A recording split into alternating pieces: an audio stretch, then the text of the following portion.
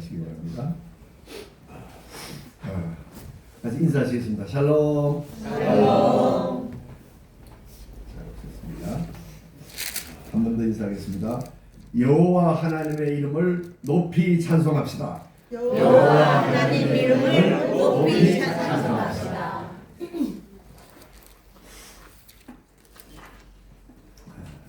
오늘은 사순절 우리가 둘째 주면서 또 3.1운동 일어난 지 107주년이 되는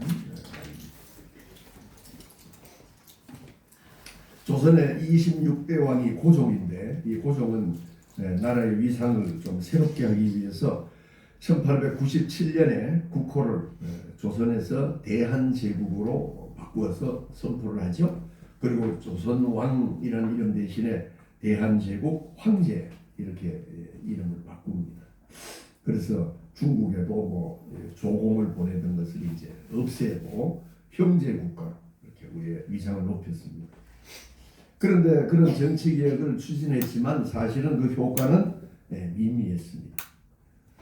결국 대한제국은 고종에 이은 순종 때인 1910년 8월 29일 날 일본 제국에 병합이 돼서 일본국이라고 이렇게 이제 병합이 된 거예요.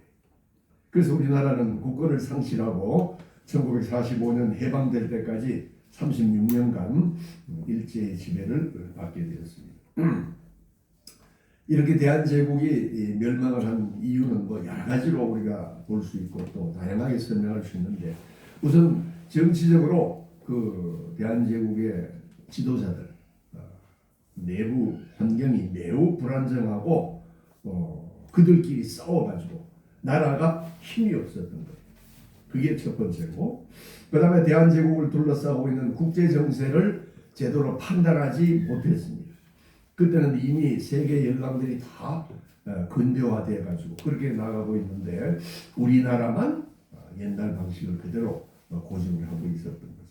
국제 정세를 판단하지 못하고, 그 다음에 일본 제국이 이렇게 팽창하는 그런 정책을 가지고 팽창주의를 나가고 있는 것을 우리가 잘 깨닫지 못하고 준비하고 대응하지 못해서 이런 결과가 일어난 거예요.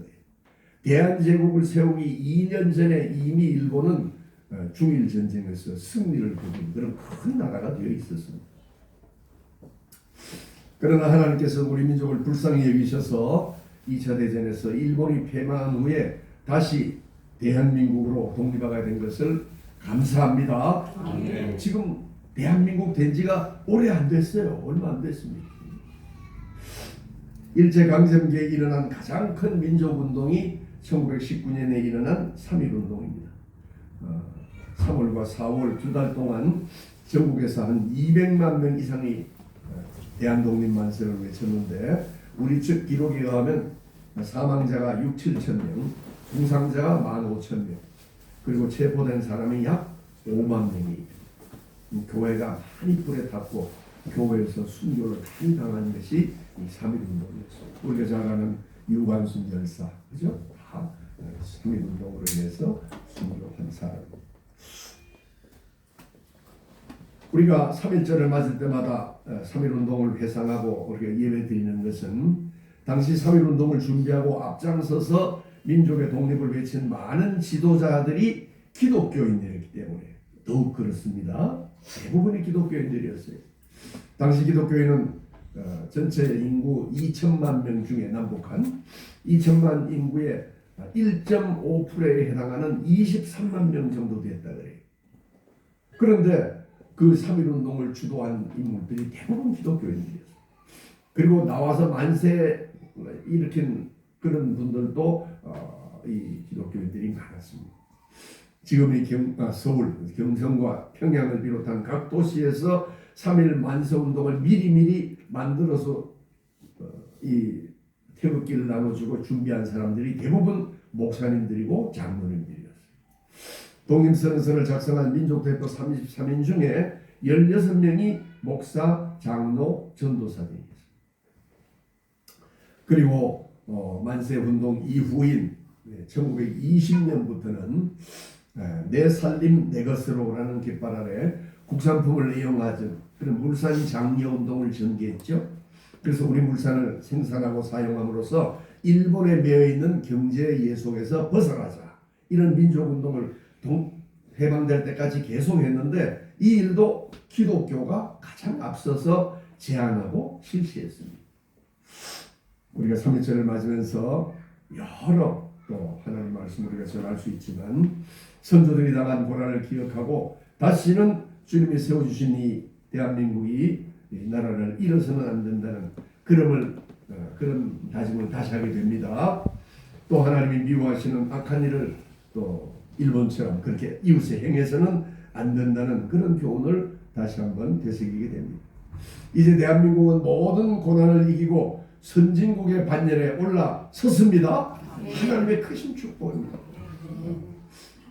그 당시에 같이 독립을 이룬 나라들이 많이 있었지만 한국처럼 이렇게 발전한 나라가 없습니다. 세계가 한국의 발전에 경의를 표하고 있습니다. 이제 주님께서 우리나라의 평화 통일의 문을 속히 열어주시기를 기도합니다. 하루속히 북한 동산 독재정통이 무너지고 불쌍한 북한 동포들이 자유롭게 되는 날이 이르도록 우리가 더욱 기도해야 되겠습니다. 통일이 되면 우리나라는 지금과는 비교가 안 될 만큼 큰 나라로 태어납니다. 통일되면 남북한 인구만 해도 벌써 몇만 명, 7천만 명이 훨씬 넘게 되는 거예요. 거의 한 8천만 이렇게 됩니다. 대단한 나라고. 일본이 1억 얼마입니까? 1억 몇천이 되죠. 미국이 3억 얼마고 이런 정도인데 우리나라가 한 8천 된다 그러면 엄청난 나라로 큽니다. 넓게어서 이 시대 주님이 들려주신 음성을 우리 민족이 들어서 하나님의 뜻을 잘 이루는 그런 나라로 성장하기를 기대합니다.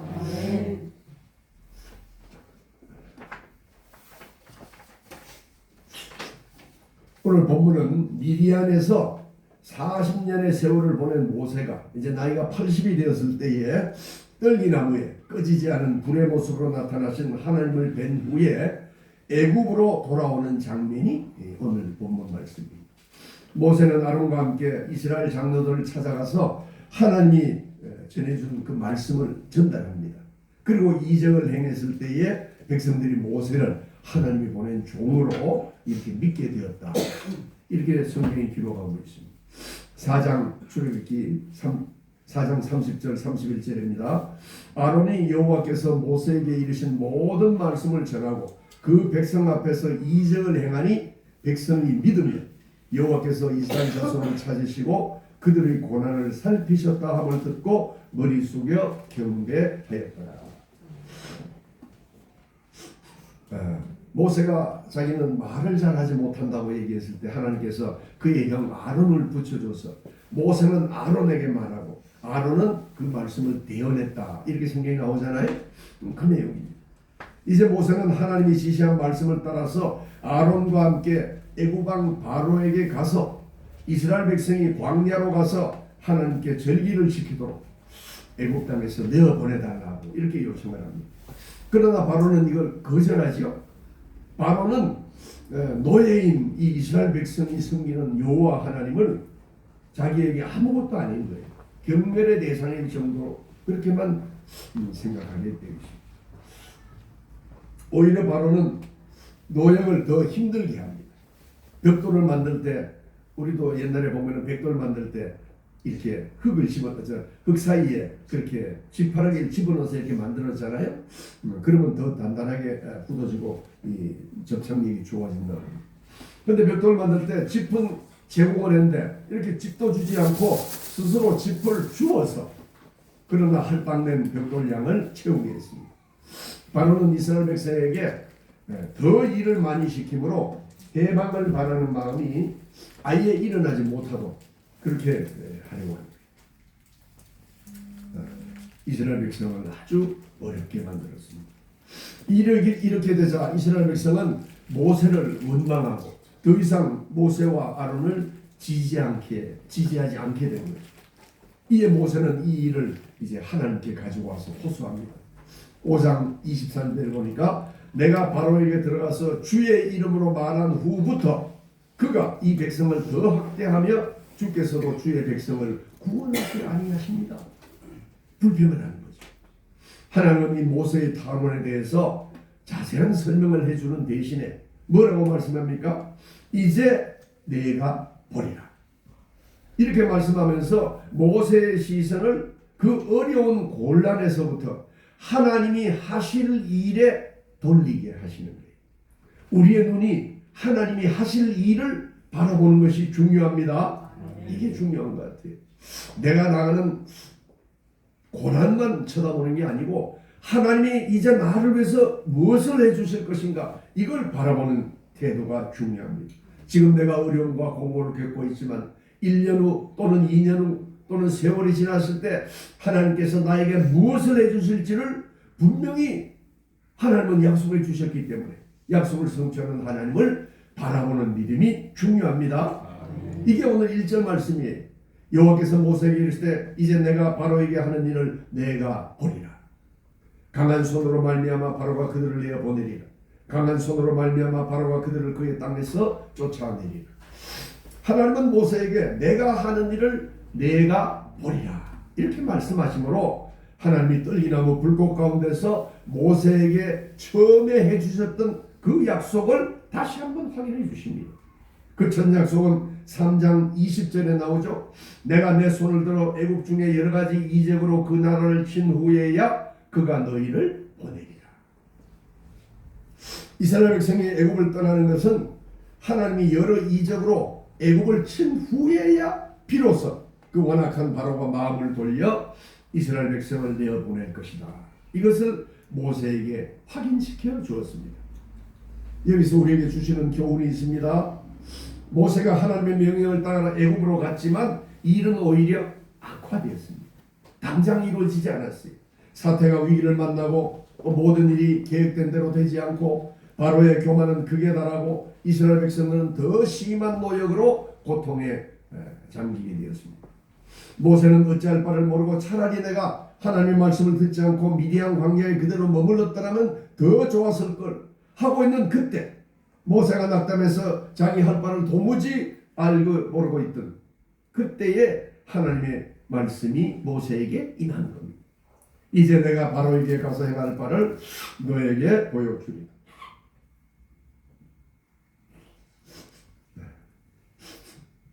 인간에게 극단적인 상황, 아주 어려운 상황이 처할 때가 있는데 이때는 오히려 하나님께서 도우시고 구해주시는 기회가 되심을 믿으시기 바랍니다. 저도 그런 경험을 했습니다. 제가 몇 번 얘기했지만 직장생활 때려치려고 할 때 이제 다 관둬야 되겠다고 생각할 그때 하나님께서 나타나시고 기도를 들어주셨습니다. 우리에게 어려운 상황이 임하는 그때가 주님께서 나타나실 때입니다. 우리가 그때 주님께 구하면 주님은 말씀하시고 도와주십니다. 뭐라고 말씀합니까? 내가 이제 일어나리라. 모세는 자기가 할 수 있는 열심히 노래를 했지만 아무런 성과가 없었습니다. 그러나 주님은 말씀합니다. 너는 내가 하는 일을 보게 되리라. 그렇죠? 인생에 여러 가지 어려운 고비가 찾아오고 도무지 자기의 계획대로 이루어지지 않는 일들이 있습니다. 그러나 그때 하나님께서는 우리에게 말씀해 주시는 거예요. 내가 하는 일을 내가 이제 보리라. 모세는 지금까지 하나님이 무엇을 할지 그냥 기대만 해왔지만 이제는 하나님이 하시는 일을 직접 보게 된다는 것입니다. 우리는 주님이 하시는 일을 우리의 눈으로 확인하시기 바랍니다. 그런 데까지 우리가 나아가야 됩니다. 그냥 기대만 하고 감사만 한 것이 아니고 실제 우리의 삶에 하나님이 하실 일이 이루어질 줄 믿으시기 바랍니다. 아멘. 주님은 우리를 살피십니다. 믿는 자들이 고난에 처할 때 주님은 그냥 두고 보시지 않습니다. 믿는 자들의 나라가 어려움에 처할 때 그냥 두고 보시지 않는다는 거예요. 그때가 전능하신 주님, 살아계신 주님이 역사하실 때임을 믿으시기 바랍니다. 아멘. 그러므로 어려움과 고난 가운데서도 맡겨주신 사명을 기꺼이 감당하는 자들은 주님의 은혜를 경험하게 됩니다. 아멘. 위기의 때, 고난의 때가 하나님이 역사하는 때임을 깨닫고 주님께 더욱 가까이 나아가시기 바랍니다. 믿음을 더욱 굳건히 가지시기 바랍니다. 아멘. 하나님은 이제 모세와 이스라엘 백성들이 출애굽의 영광스러운 결과를 기대할 수 있는 그런 용기를 북돋워 주시는 거예요. 2절부터 4절입니다. 하나님이 모세에게 말씀하여 이르시되 나는 여호와니라. 내가 아브라함과 이삭과 야곱에게 전능의 하나님으로 나타났으나 나의 이름을 여호와로는 그들에게 알리지 아니하였고 가나안 땅 그들이 거류하는 땅을 그들에게 주기로 그들과 언약하였다. 여기서 가장 우리에게 마음에 이 본문을 읽어볼 때 마음에 가장 와닿는 귀절이 뭡니까? 그게 오늘 저는 2절 끝에 나오는 나는 여호와니라 이 말씀입니다. 그렇죠? 주님께서 나는 여호와니라 이 말씀을 모세에게 해줬을 때 모세의 마음에 어떤 감격이 들었겠습니까? 오늘 우리도 어려움에 빠져 있을 때 고난에 처해 있을 때 주님께서 나에게 나는 주님이니라 나는 여호와 하나님이라 이 말씀을 해주시고 계십니다. 아멘. 이 말씀을 마음에 새기시기 바랍니다. 하나님 모세에게 자신을 나타냈어요. 나는 여호와니라. 여호와 하나님은 오늘 이 짧은 본문 중에 5번이나 나는 여호와라는 말이 나옵니다. 우리 주님은 말씀합니다. 나는 여호와니라. 이 말은 두 가지 뜻이 있습니다. 하나는 나는 스스로 있는 자, 즉 존재와 축복의 근원이요 영원전부터 영원까지 계시는 완전자, 전능자, 창조자 이런 뜻을 가지고 있습니다. 출애굽기 3장 14절 15절에 보니까 하나님이 모세에게 이르시되 나는 스스로 있는 자니라. 너희 조상의 하나님 여호와 곧 아브라함의 하나님 이삭의 하나님 야곱의 하나님께서 나를 너희에게 보내셨다 하라. 이는 나의 영원한 이름이요 대대로 기억할 나의 칭언이라. 여호와라는 이름은 물론 창세기부터 나옵니다. 창세기 2장 7절에도 여호와 하나님이 땅의 흙으로 사람을 지으시고 생기를 그 코에 불어넣으시니 사람이 생명이 되니라 나오죠. 창세기 17장에도 보면은 아브라함이 99세 때에 여호와께서 아브라함에게 나타나서 그에게 이르시되 나는 전능한 하나님이라 너는 내 앞에서 행하여 완전하라. 그러므로 여호와라는 이름, 이 여호와 이름은 믿음의 조상인 아브라함과 이삭과 야곱에게 계시가 되었고 창세 때부터 이미 알려진 그런 하나님의 이름입니다. 다만 이 칭호가 스스로 존재하시는 영원하고 전능한 주로서 확실하게 알려지게 된 것은 이스라엘을 이 애굽에서 불러내시는 구속사의 분수령이 되는 출애굽 이때로부터 그 의미가 정확하게 전달이 되었다 이렇게 볼 수 있습니다. 그래서 오늘 낙담에서 하나님 앞에 내가 하나님 뜻대로 이스라엘 백성에게 말씀을 전하고 바로에게 전했는데 이게 뭡니까? 잘 안 된다고 하는, 그렇죠? 이렇게 낙담하여 탄원하는 모세에게 하나님이 당신의 이름을 알려주시는 나는 여호와니라. 왜 그렇습니까? 전능하신 여호와 하나님이 반드시 이스라엘 백성을 애굽에서 데리고 나오게 될 것을 모세에게 알려주기 위한 것입니다. 그래서 주님은 말씀하는 나는 여호와니라. 여호와는 전능하신 하나님, 스스로 있으시는 영원한 하나님인 줄 믿으시기 바랍니다. 아멘. 여호와의 또 다른 의미는 여호와는 자기 백성과 언약을 맺고 약속한 바를 이루는 구원자 하나님이라는 그런 뜻입니다. 약속을 성취한다는 뜻이에요. 여호와 하나님은 약속을 지키십니다. 성경에 하나님의 이름으로 말씀으로 전해진 모든 약속을 하나님은 지키시는 거예요. 인간은 잊어버립니다. 그러나 하나님은 지키시는 거예요. 자신이 시작하고 약속한 것을 완성하시고 성취하시는 하나님이심을 믿으시기 바랍니다. 하나님은 무엇을 약속했습니까? 땅을 이스라엘 백성에게 줄 것을 약속했죠. 하나님은 약속의 땅 가나안을 이스라엘 백성에게 주기로 한 약속을 스스로 했습니다. 창세기 12장 1절에 여호와께서 아브라함에게 이르시되 너는 너의 고향 친척 아비의 집을 떠나 내가 내게 보여줄 땅으로 가라. 내가 너로 큰 민족을 이루고 내게 복을 주고 내 이름을 창대하게 하리니 너는 복의 근원이 될지라. 아브라함 후손들은 애굽에 들어가기 전까지는 대부분 가나안 땅에 살았습니다. 그러나 그들이 가나안 땅을 다니면서 자기 땅 내에 사는 게 아니라 나그네의 삶을 사는 거예요. 그리고 야곱이 애굽으로 들어간 지 몇 년이 지났습니까? 400년의 세월이 흐른 거예요. 따라서 훗날 여호수아의 인솔하에 이스라엘의 가나안을 차지하게 된 것은 그냥 이루어진 게 아닙니다. 이것은 하나님의 은총에 근거해서 하나님이 약속한 것을 이루어 주신 것을 믿으시기 바랍니다. 여기서 우리에게 주시는 교훈은 뭡니까? 우리가 믿는 하나님은 영원한 하나님, 능력의 하나님, 권능의 하나님, 전능하신 하나님인 것이 하나요. 또 다른 하나는 약속한 것을 반드시 성취해 주시는 하나님이라는 것입니다. 그러므로 여호와 하나님의 이름을 높이고 그 이름을 부르시기 바랍니다. 여호와 이름을 높이고 의지하고 부르는 자에게 하나님이 은혜를 내려 주십니다. 고난에서 승리하게 됩니다. 그의 후손이 반드시 주의 복을 누리게 될 줄 믿습니다. 혹 우리 성도들 중에 고난 가운데 계십니까? 고난이란 건 폭이 넓죠. 아주 작은 고난에서부터 큰 고난까지, 작은 질병에서부터 큰 질병까지 어떤 어려움, 모든 것 다 고난이라고 볼 수 있습니다. 여호와 하나님을 바라보시기 바랍니다. 나는 여호와니라. 전능하시고 우리를 향한 모든 약속을 지키는 하나님의 말씀으로 위로받으시고 희망과 축복을 누리시기 바랍니다.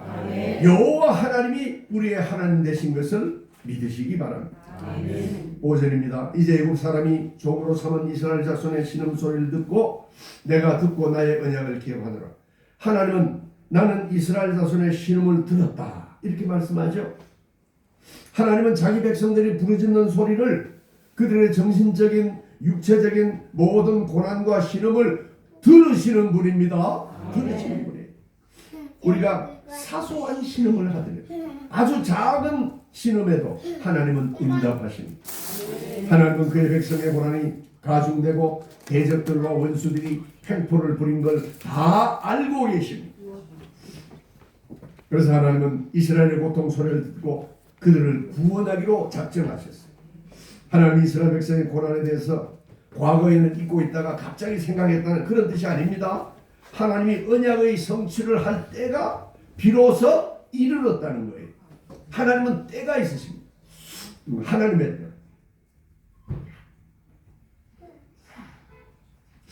하나님은 당신의 때에 당신의 섭리와 경륜을 따라서 역사를 운행해 가시고 성취하십니다. 여기서 우리에게 주시는 교훈은 또 뭡니까? 주님이 우리를 긍휼히 여기신다는 거예요. 하나님은 우리의 고난과 고민을 그냥 아무렇지 않게 그렇게 하는 하나님이 아니고 우리의 신음과 우리의 고민에 일일이 반응하시고 이를 해결해 주시기 위해서 또 해결하시는, 그래서 긍휼히 여기시는 하나님이심을 믿으시기 바랍니다. 하나님이 나를 불쌍히 여기신다는 게 이게 얼마나 은혜로운 말씀입니다. 우리는 연약하지만 하나님은 우리의 고난을 가만히 두고 보시지 않고 이를 통해서 우리가 맺은 약속을 기억하십니다. 우리에게 복 주시기로 하신 그 약속, 우리의 온 가정을 구원하시겠다는 그 약속, 우리를 축복하시겠다는 그 모든 약속을 기억하십니다. 그러므로 주님이 우리를 불쌍히 여기심으로 우리는 주님의 보호심과 은혜를 누리게 됩니다. 아멘. 주님은 선하시고 그 인자심이 영원하시다고 성경은 말합니다. 주님은 큰 시련 중에도 가장 좋은 길을, 우리가 한 번 실수했다고 거기서 끝나는 게 아니죠. 어려움 가운데서도 새로운 길, 가장 좋은 길을 그 중에서도 찾아서 우리에게 그 길을 인도하시고 마련해 주십니다. 6절과 8절은 그래서 하나님께서 이 이스라엘 백성을 위해서 일하시는 장면을 말씀해 주고 있는 거예요. 여기서도 하나님은 나는 여호와라고 다시 한번 강조해서 말씀합니다. 너희를 내 백성으로 삼고 너희의 하나님이 되리라 이렇게 말씀합니다. 이스라엘 백성들이 애굽에서 승리의 갱활을 올리면서 나오게 될 것이고 가나안 땅을 소유하게 되리라 이렇게 말씀해 주시는 거예요. 이 모든 약속은 하나님의 은혜로 이루어지게 됩니다. 우리를 향해서도 너희가 반드시 애굽에서 승리의 갱활을 올릴 것이고 또 가나안 땅을 소유하게 되리라 이렇게 약속해 주심을 믿으시기 바랍니다. 이스라엘 애굽의 앞제에서 빼내고 건지고 속량해서 주의 백성으로 삼는다는 것입니다. 여호와 하나님은 이스라엘을 노예에게서 해방시켜 주시고 편팔과 강한 손, 큰 심판으로 구원해 주십니다. 편판이라고 하는 것은 강한 손과 함께 하나님께서 적극적으로 강력하게 활동을 하신다는 걸 보여주시는 거예요. 그래서 하나님께서 큰 심판을 애굽에 내리고 이스라엘 백성을 포로에서 풀어 가나안 땅으로 인도하게 되신다는 거예요. 예수 그리스도를 우리 마음에 숨기고 또 하나님 뜻대로 살아가시기 바랍니다. 반드시 하나님은 우리의 삶을 인도해 주십니다. 이스라엘은 이 고엘 제도라는 게 성경에 구약시대 때 나오잖아요. 고엘제. 누가 살해를 당하면 그 가장 가까운 친척이 대신 복수해 줍니다. 또 땅을 어려워서 팔게 되면은 대신 친척이 가서 사줘야 되는 그런 이제 제도가 있고, 자식이 없어 죽으면은 또 가장 가까운 친척이 결혼을 해서 그 자손의 대를 이어주는 그런 고엘 제도, 이런 관습이 있습니다. 구원하신다는 말은 결국 그래서 하나님이 이스라엘에 대해서 바로 이런 고엘, 가까운 혈족, 갚는 자, 구속자가 되어준다는 말과 같은 거예요. 그래서 우리가 신약시대에 오면 예수님을 신랑이라고 표현하잖아요. 우리를 신부라고 표현하고, 그와 같은 역할을 우리 주님께서 해주시는 것과 같은, 그게 바로 구원한다는 뜻입니다. 그래서 하나님은 이스라엘을 그의 백성으로 삼아주십니다. 이스라엘이 하나님의 백성으로 뽑힌 게 뭐 그들이 민족적으로 우월해서 뽑힌 게 아닙니다. 오직 하나님의 은총에 의해서 하나님이 주권적으로 선택한 것을 믿으시기 바랍니다. 그러므로 우리가 부르심을 받은 것도 모두 주님의 은혜입니다. 주님이 당신의 은혜로 우리를 불렀기 때문에 우리를 고난에서 건져주시고 우리를 위해서 선한 길을 마련해 주시고 인도해 주시는 것을 확신하시기 바랍니다. 만유의 주 되신 하나님은 이스라엘을 택하심으로 하나님의 놀라운 은총과 사랑을 보여주었습니다. 그러므로 우리가 위기의 때, 우리가 고난의 때가 되면은 이것이 하나님이 역사하시고 우리를 구원하는 때임을 기억하시기 바랍니다. 여호와 그 이름은 권세가 있습니다. 그러므로 하나님은 나는 여호와 하나님이란 이 귀한 말씀에서 은혜를 받으시기 바랍니다. 모든 존재와 축복의 근원이시고 전능하시며 당신이 하신 약속을 반드시 지키십니다. 하나님은 또한 우리를 긍휼히 여기십니다. 우리를 불쌍히 여기셔서 고난에서 건져주시고 빼내시고 구원하시고 당신의 백성으로 삼아주심을 믿으시기 바랍니다. 인생은 때로 큰 고통을 당합니다. 어떤 경우는 큰 슬픔을 당합니다. 그래서 시리에 차가지고 어떻습니까? 그런 주님의 자비와 위로를 오히려 외면하고 싶을 때가 있고 거부하고 싶을 때가 있습니다. 그렇죠? 왜 나에게 이런 일이 생길까? 이런 생각이 있습니다. 그래서 결국 그런 불만과 고뇌에 빠져 있을 때 하나님의 말씀으로부터 오는 그런 위로나 그런 은혜를 오히려 빼앗기고 그걸 누리지 못하는, 그래서 마음이 완악하게 될 경우가 있습니다. 그러나 기억하시기 바랍니다. 여호와 하나님은 우리를 살리시는 하나님입니다. 우리의 고통을 기억하시고 슬퍼하시며 우리를 위로하시고 인도하시고 우리를 건지시는 무심을 기억하시기 바랍니다. 그러므로 고난을 떨치고 일어나게 하시고 주님의 은혜를 생각하면서 힘차게 나아가시기 바랍니다. 전능하신 여호와 하나님, 약속을 지키는 자비로우신 하나님, 주 하나님을 높이며 나는 여호와니라 하는 이 귀한 말씀을 듣고 주님의 말씀으로부터 위로와 축복과 은혜를 누리는 우리 모두가 되시기를 주의 이름으로 축원합니다.